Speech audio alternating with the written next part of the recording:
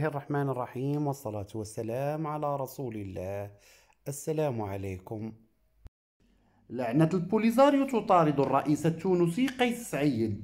وفي التفاصيل، طرح الأمين العام لحزب الاتحاد الشعبي الجمهوري في تونس لطفي المريحي مبادرة للمطالبة باستقالة الرئيس التونسي قيس سعيد، الذي اعتبرها وهم وإسقاط للدولة. وأكد المريحي بدء التجمع لإنجاح المبادرة المطروحة عبر الاتصال بالمنظمات وبعض الأحزاب التونسية، وأوضح أن المبادرة تطالب قيس سعيد بشكل سلمي بالاستقالة والرحيل، معربا عن أمله في الانتهاء من تنفيذ هذه المبادرة في ظرف 15 يوم. وقال المريحي في تصريح إذاعي إنه يجري اتصالات بعدد من الأحزاب والمنظمات التونسية لمناقشة إمكانية التوافق حول هذه المبادرة. وأشار المريحي إلى أن الخطوة الأولى من المبادرة تقوم على إعلان الهيئة العليا للمراقبة الدستورية القوانين الشغور في منصب رئيس الجمهورية. وأضاف وبناء على ذلك يقع تعيين حكومة تصريف أعمال مهمتها الإعداد للانتخابات فتعود هيئة الانتخابات بالشكل الذي هي عليه قبل الانقلاب،